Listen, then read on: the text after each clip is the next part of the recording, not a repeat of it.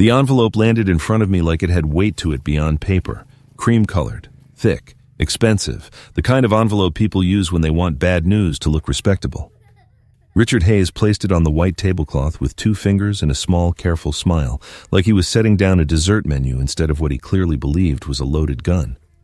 His wife, Diane, lifted her wine glass but didn't drink. Across from me, their son Daniel looked down at his plate so hard you'd think the salmon had personally offended him. That was the moment I knew this dinner had never been about introductions. We were sitting in one of those steakhouse places where the lighting is low enough to flatter liars, and the waiters say their first names like you're supposed to remember them. Valet out front, no prices on the menu, water poured before you ask, the kind of room built for people who like power to arrive softly. Richard folded his hands and leaned back just a little. "Frank," he said, in that polished country club voice some men spend half a lifetime practicing, "before this evening goes any further, there are a few things I think you and I need to address." I looked at the envelope, then at Daniel, then back at Richard. I didn't touch it. Instead, I reached for my water glass, took one slow sip, and set it down easy against the tablecloth. Because here's something I've learned after enough years dealing with men who mistake appearances for leverage. The first person who rushes, loses. And Richard Hayes had already decided I'd be the one doing that. There's a funny thing about money people don't talk about. If you don't look like you have it, most folks will assume you don't, and once they've made that decision, they rarely revisit it. I've been on the right side of that mistake for most of my life. My name's Frank Colton. I live in a quiet part of Beckley, West Virginia, in a house that's paid off, a little worn around the edges, but solid where it counts. I drive a 2006 Tacoma with a cracked side mirror I keep meaning to fix and never quite get around to. I wear flannel because it's comfortable. I drink my coffee black because I don't like fuss. On most mornings, you'll find me out back before 8, watering tomatoes or checking the fence line, listening to the neighbor's dog bark at nothing in particular. If you walked past me, you wouldn't give me a second look. And that's exactly how I prefer it. What you wouldn't see is the part of my life that exists about 3 hours up the highway in an office building with too much glass and not enough personality. You wouldn't see the boardrooms or the contracts or the logistics network that stretches across a dozen states. You wouldn't see the payroll that clears every 2 weeks for thousands of employees. You'd just see a man in an old truck who shops at Home Depot and pays his property taxes on time. And that works for me. Because when people decide you're not worth paying attention to, they stop editing themselves. They say what they really think. They show you how they move when they believe there's nothing to lose. That habit, letting people underestimate me, has saved me more than once. It's also the reason I wasn't surprised when my daughter brought Daniel Hayes into my life. Not by him, by what came attached to him. My daughter Emily has her mother's way of walking into a room like she belongs there. Not loud, not showy, just certain. She's 26, works in marketing for a regional healthcare group, keeps her life organized in color-coded calendars, and still forgets to take the trash out when she visits me. Smart as they come, kind in a way that isn't performative, and stubborn enough that once she decides she believes in someone, that's the end of the discussion. I've learned not to push too hard against that. 3 Thanksgivings ago, she brought Daniel home. He stepped out of a black SUV like he'd done it 1,000 times. Good suit, even for a holiday. Shoes polished, smile ready before the door even closed behind him. He shook my hand like he meant it. Firm, steady eye contact. Not overdone. "I've heard a lot about you, sir," he said. "Hope it was mostly true," I told him. He laughed in the right place. That's something people underestimate. Timing. Daniel had it. Inside, Emily was setting the table, football playing low in the background, the smell of turkey and rosemary filling the house. It was a normal day, or at least it looked like one. Daniel moved through it like he'd studied the role, complimented the food, asked the right questions, listened just long enough before offering his own stories. Nothing wrong with any of it. In fact, if I'm being fair, most fathers would have been relieved. I wasn't, because there's a particular kind of confidence that doesn't come from experience. It comes from never having been told no. And Daniel had that shine to him, subtle, but there. Like the world had been smoothing the road in front of him his entire life. Now, I didn't think he was a bad man, but I've been around long enough to know this. The people who cause the most damage rarely start that way. They start as men everyone else is impressed by. I don't believe in guessing when it comes to people who get close to my family. So after that Thanksgiving, I did what I always do. I checked. Nothing dramatic, nothing illegal. Just a quiet look into Daniel Hayes' professional history. Where he worked, how he moved between roles, who recommended him, who didn't. You learn a lot from the gaps if you know where to look. What I found was solid, good schools, strong performance reviews, a pattern of stepping into companies, tightening operations, leaving them better than he found them. No lawsuits, no red flags, no late-night habits that tend to follow men who think rules are optional. He was sharp. That surprised me. What surprised me more was that for once my instincts didn't immediately push back. So I made a decision, one I'd never made before. At the time, my company, Colton Logistics Group, was looking for a new CEO. The previous one had retired early, wanted more time with his grandkids, couldn't blame him for that. We had candidates lined up, good ones, but none of them gave me the same curiosity. So I had my team reach out to an executive search firm. Quietly. Through channels that didn't trace back to me. Daniel was approached, interviewed, evaluated by a board that, as far as he knew, operated independently. Every step legitimate, every decision earned. I didn't hand him anything. I just opened the right door and stepped back to see if he'd walk through it. He did. Emily was sitting at my kitchen counter the night I told her, a mug of tea in both hands, staring at me like she was trying to decide whether to laugh or call someone. "Dad," she said slowly, "you hired my boyfriend to run your company without telling him you own it?" "I didn't hire him," I said. "I gave him a chance to prove himself." She shook her head, smiling despite herself. "This feels like something that ends badly." "Everything ends badly if you stop paying attention," I told her. For the next 14 months, I watched board reports, performance metrics, quiet conversations with people inside the company who didn't know they were reporting to me. And I'll tell you the truth. He was good. Better than I expected, which would have been comforting if it hadn't made what came next feel a whole lot less like coincidence. The call came on a Thursday evening. I was in the kitchen, standing by the sink, rinsing out a coffee mug I'd already used twice that day. The house was quiet in that way it gets after sunset. No TV, just the hum of the refrigerator and the occasional car passing out on the road. My phone buzzed on the counter. Daniel. I dried my hands on a dish towel and picked up.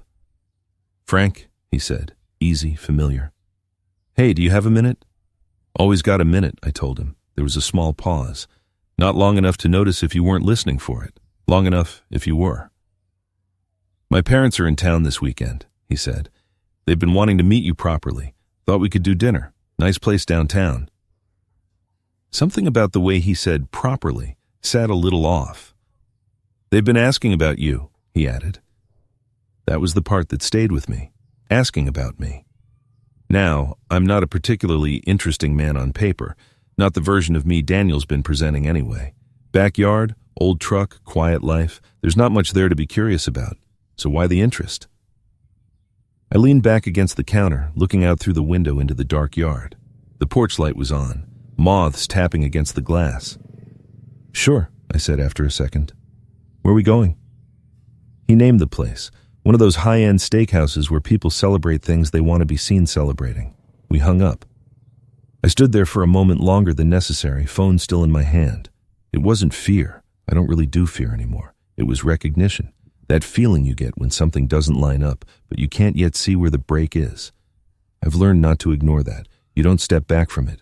You step toward it, slow, steady, and paying attention. And paying. I wore my cleanest flannel on purpose. Not to make a statement, just to stay consistent. There's no point changing who you are right before you walk into something uncertain. It throws off your own sense of balance. The restaurant sat on a corner downtown, all glass and soft lighting. Valet out front, a couple in their 60s arguing quietly near the entrance about whether they'd lock the car. Normal life happening just outside a place designed to feel like it exists above it. Daniel was already there when I stepped out. Fresh haircut, dark jacket that fit him just right. He smiled when he saw me, walked forward, shook my hand. "You made it," he said. "I usually do," I told him.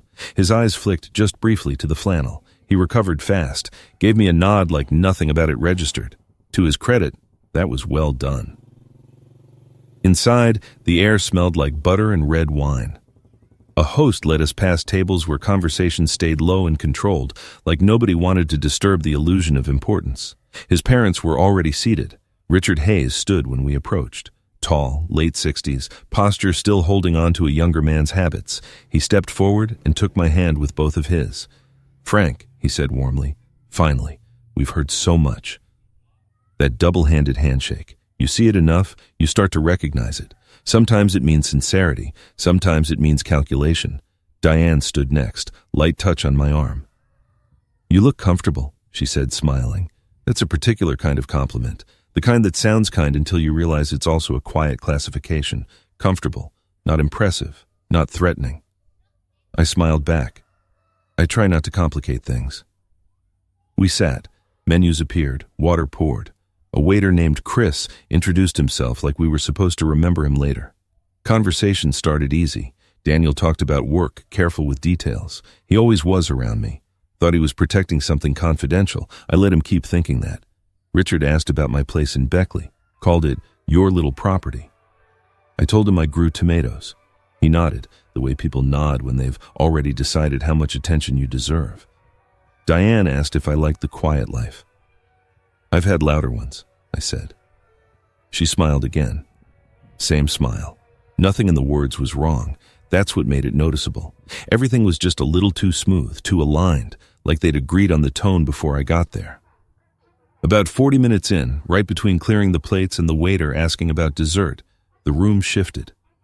Richard reached into the inside pocket of his jacket, and when he pulled out that envelope, he placed it on the table like he'd been waiting all night for that exact moment. Careful, deliberate, like the entire evening had been leading here. And judging by the way Daniel suddenly found something very interesting on his plate, it had. I didn't reach for the envelope. That part matters.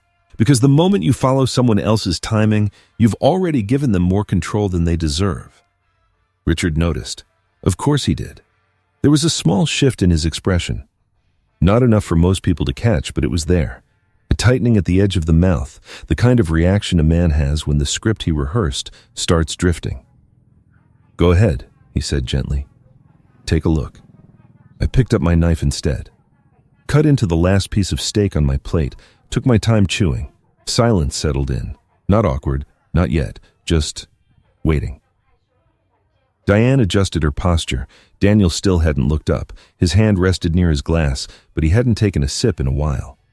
After a few seconds, Richard leaned forward slightly. "Frank, he said, tone dropping just enough to signal we were done pretending this was a social visit.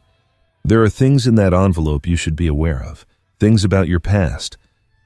I swallowed, set the knife down, and finally looked at him.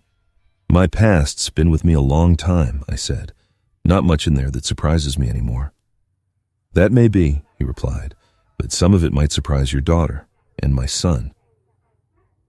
There it was. Not just information, leverage.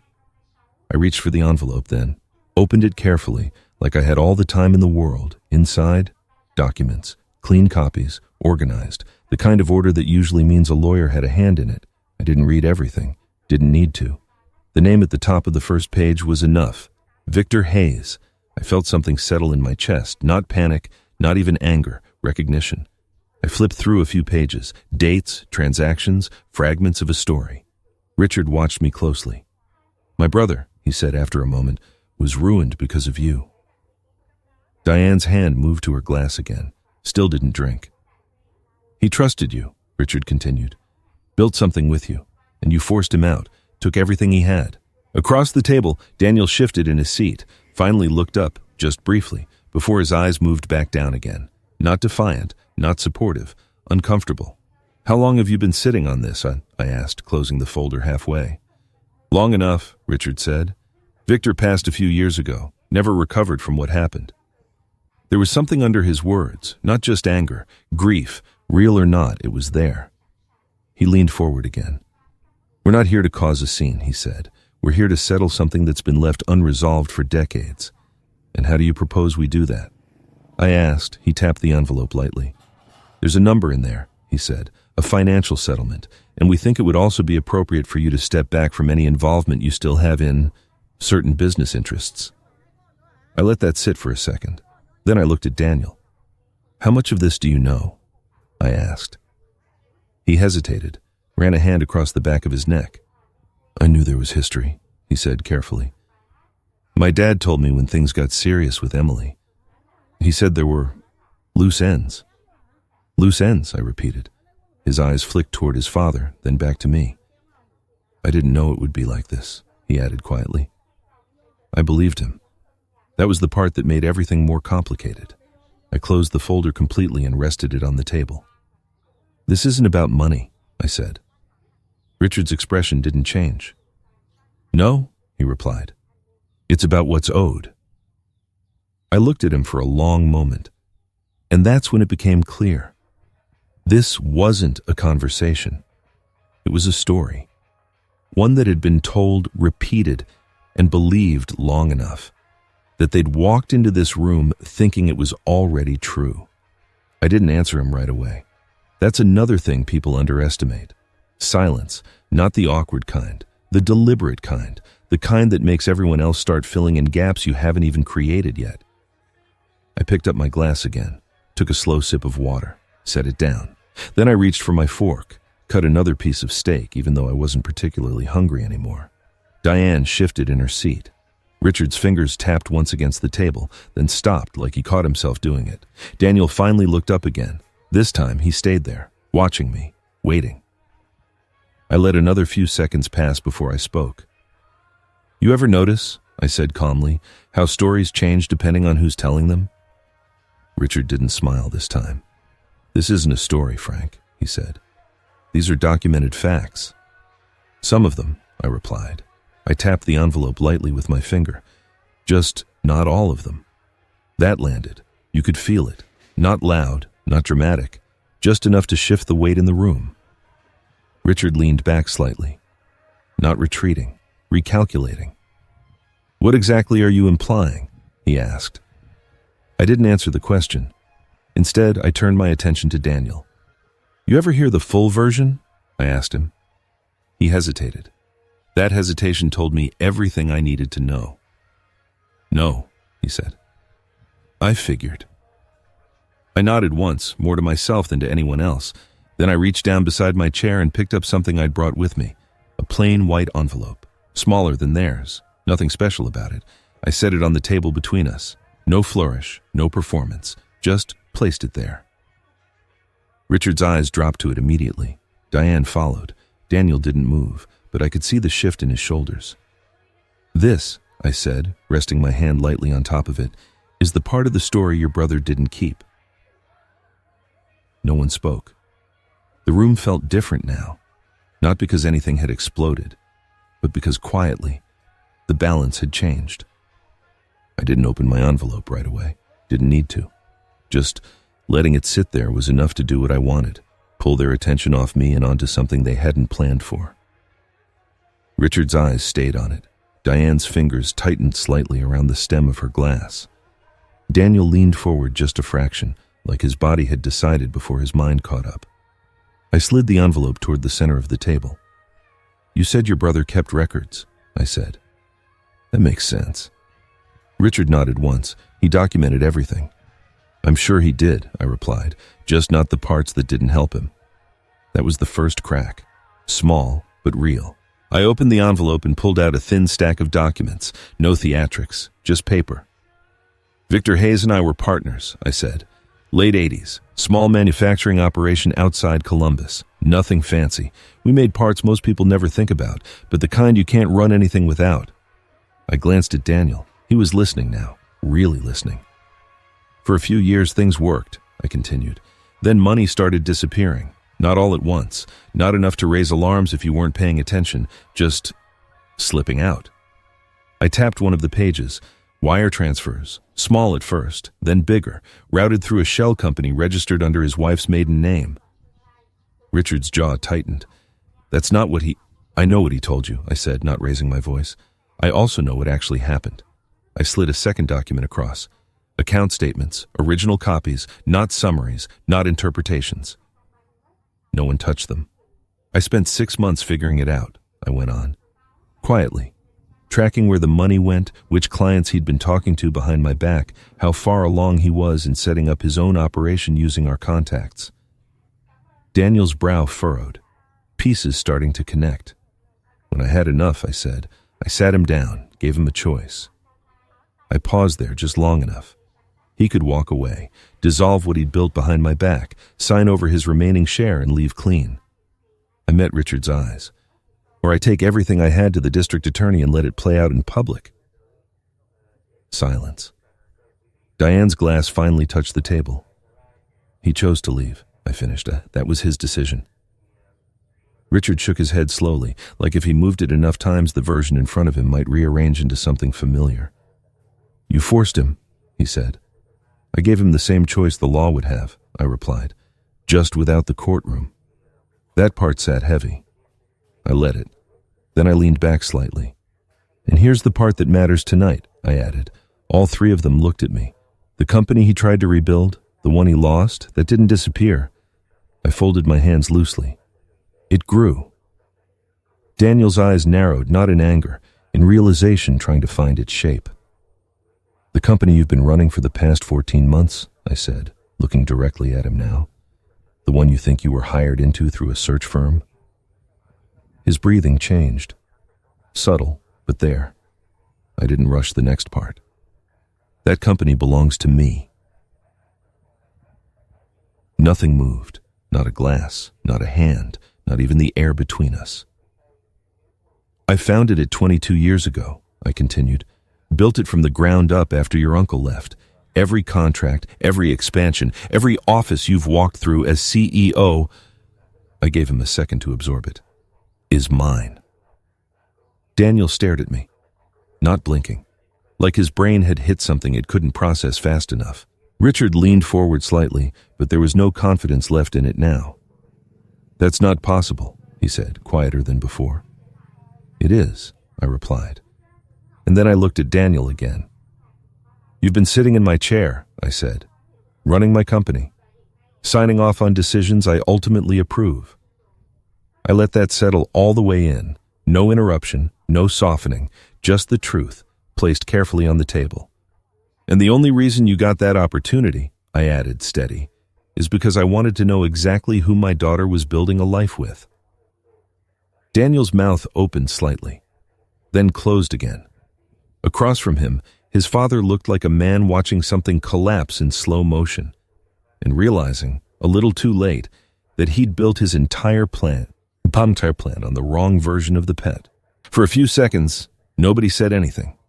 Not the kind of silence you get when people don't know what to say, the kind where everything that can be said has already been said. Daniel leaned back in his chair slowly, like he needed the space just to breathe. One hand ran through his hair, then stayed there for a moment longer than necessary. Why? He finally asked. It came out quieter than I expected. Not defensive, not angry, just trying to understand. I didn't answer right away, because the question wasn't really for me. Daniel turned his head toward his father. How long? He asked. Richard didn't respond. Dad, Daniel said again, more firmly now. How long have you known who he was? Richard adjusted his cufflinks. Small movement, bought himself a second. I had suspicions, he said. When you told me the company name, I looked into it. Daniel blinked once. Before Emily and I got engaged?